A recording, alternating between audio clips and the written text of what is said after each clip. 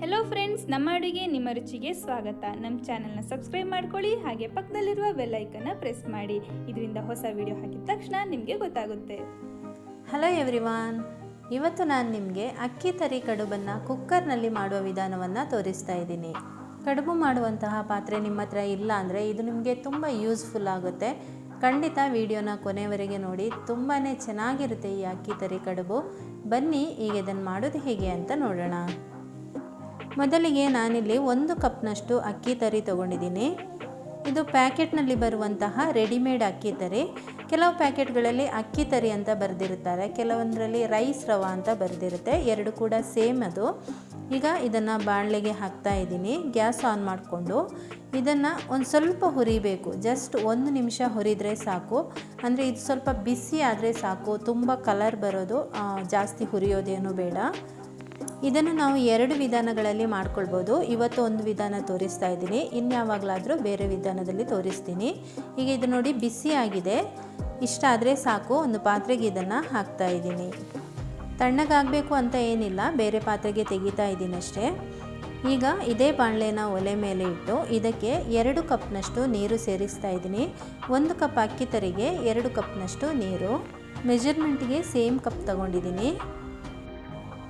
Gas on ಮಾಡ್ಕೊಳ್ತಾ ಇದ್ದೀನಿ. ನೀರು ಸ್ವಲ್ಪ ಕುದಿ ಬರಬೇಕು. ಈಗ ರುಚಿಗೆ ತಕ್ಕಷ್ಟು ಉಪ್ಪು, 1 ಟೀ ಸ್ಪೂನಷ್ಟು ಬೆಲ್ಲ ಸೇರಿಸ್ಕೊಳ್ತಾ ಇದ್ದೀನಿ. ಬೆಲ್ಲ ಆಪ್ಷನಲ್ಲು, ಆದರೆ ಹಾಕಿದರೆ ಒಂದು ರುಚಿ ತುಂಬ ಚೆನ್ನಾಗಿರುತ್ತೆ. 1 ಟೀ ಸ್ಪೂನ್ಗಿಂತ ಜಾಸ್ತಿ ಹಾಕಬೇಡಿ. ಆಮೇಲೆ ತೆಂಗಿನ ತುರಿ 1/4 ಕಪ್ನಷ್ಟು.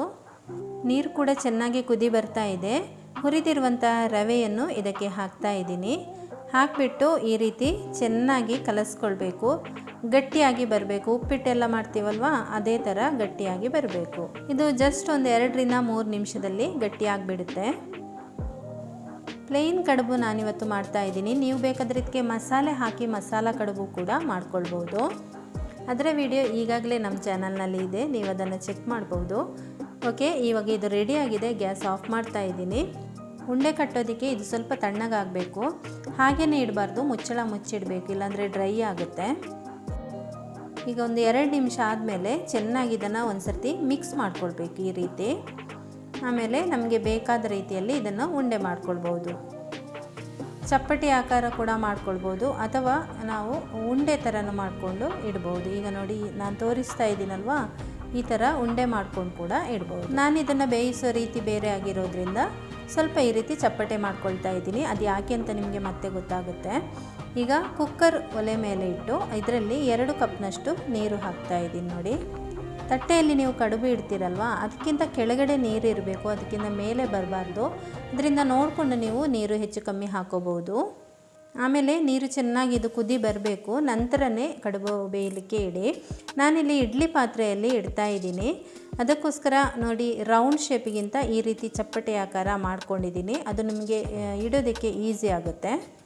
ಈ ಥರ ಇಡ್ಲಿ ಸ್ಟ್ಯಾಂಡ್ ಇದ್ದರೆ ನೀವು ಈ ರೀತಿ ಬೇಯಿಸ್ಕೊಳ್ಬೋದು. ಅದು ಇಲ್ಲ ಅಂದರೆ ಮಾಮೂಲಿ ತಟ್ಟೆಯಲ್ಲಿಟ್ಟು ಕೂಡ ಬೇಯಿಸ್ಕೊಳ್ಬೋದು. ನೋಡಿ, ಈ ರೀತಿ ತಟ್ಟೆಯಲ್ಲಿ ಎಲ್ಲ ಕಡುಬನ್ನಿಟ್ಟು ಬೇಯಿಸ್ಕೊಳ್ಬೋದು. ಈಗ ಕುಕ್ಕರ್ ಮುಚ್ಚಳ ಇಡುವಾಗ ಕುಕ್ಕರ್ನಲ್ಲಿ ಈ ಗ್ಯಾಸ್ಕೆಟ್ ಇದೆಯಲ್ವ, ಅಥವಾ ರಬ್ಬರ್ ಅಂತ ಹೇಳ್ತೀವಿ, ಇದನ್ನು ನಾನು ಹಾಗೇ ಇಟ್ಟಿದ್ದೀನಿ.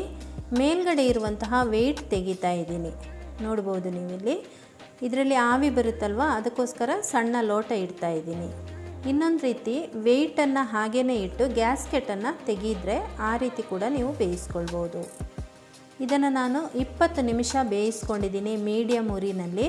ಈಗ ಮುಚ್ಚಳ ತೆಗಿತಾ ಇದ್ದೀನಿ. ಈಗ ಇದು ಚೆನ್ನಾಗಿ ಬೆಂದಿದೆ. ಅಕ್ಕಿ ತರಿ ಆಗಿರೋದ್ರಿಂದ 15 ನಿಮಿಷದಲ್ಲಿ ಕೂಡ ಬೇಯುತ್ತೆ, ಆದರೆ ನಾನಿಲ್ಲಿ ಒಂದು ಸ್ವಲ್ಪ ಹೊತ್ತು ಜಾಸ್ತಿ ಇಟ್ಟಿದ್ದೀನಿ ಅಷ್ಟೇ. ಈಗ ಇದನ್ನು ತೆಗಿತಾ ಇದ್ದೀನಿ. ತೆಗೆದ ಮೇಲೆ ನಿಮಗೆ ತೋರಿಸ್ತೀನಿ. ತುಂಬ ಜಾಸ್ತಿ ಹೊತ್ತು ಇಟ್ಟರೆ ನೀರು ಕಂಪ್ಲೀಟಾಗಿ ಇದರಲ್ಲಿ ಡ್ರೈ ಆಗಿಬಿಡುತ್ತೆ. ಅದನ್ನು ನೋಡ್ಕೊಳ್ಳಿ, ಯಾಕೆಂದರೆ ನಾವಿಲ್ಲಿ 2 ಕಪ್ ನೀರು ಹಾಕಿರೋದು, ಅದಕ್ಕೋಸ್ಕರ ನೀರು ನೀವು ಡ್ರೈ ಆಗದೇ ಇರೋ ಹಾಗೆ ನೋಡ್ಕೋಬೇಕು. ಈಗ ಇದು ರೆಡಿಯಾಗಿದೆ. ಸ್ವಲ್ಪ ಆರಿದ ಮೇಲೆ ನಿಮಗೆ ತೋರಿಸ್ತಾ ಇದ್ದೀನಿ. ನೋಡಿ, ಯಾವುದೇ ಸಾಂಬಾರ್ ಅಥವಾ ತೆಂಗಿನಕಾಯಿ ಚಟ್ನಿ ಜೊತೆ ಇದು ತುಂಬಾ ಸೂಪರಾಗಿರುತ್ತೆ. ಖಂಡಿತ ನೀವು ಇದನ್ನು ಒಂದು ಸರ್ತಿ ಟ್ರೈ ಮಾಡಿ ನೋಡಿ. ಒಂದು ತೊಟ್ಟು ಕೂಡ ಎಣ್ಣೆ ಬಳಸದೆ ಮಾಡುವಂತಹ ತಿಂಡಿ ಇದು. ಆರೋಗ್ಯಕ್ಕೂ ಕೂಡ ತುಂಬ ಒಳ್ಳೆಯದು. ಅದರಿಂದಾಗಿ ಕಡುಬು ಪಾತ್ರೆ ಇಲ್ಲ ಅಂತ ಹೇಳಿ ಮಾಡದೇ ಇರಬೇಡಿ. ಈ ರೀತಿ ಕುಕ್ಕರಲ್ಲಿ ಮಾಡಿ ನೋಡಿ, ತುಂಬಾ ಚೆನ್ನಾಗಿ ಬರುತ್ತೆ. ಓಕೆ ಫ್ರೆಂಡ್ಸ್, ಈ ಒಂದು ರೆಸಿಪಿ ನಿಮಗೆ ಇಷ್ಟ ಆಗಿದೆ ಅಂತ ಅಂದ್ಕೊಂಡಿದ್ದೀನಿ. ಹಾಗಾದರೆ ಒಂದು ಲೈಕ್ ಮಾಡಿ, ಶೇರ್ ಮಾಡಿ, ಕಮೆಂಟ್ ಮಾಡಿ. Thank you.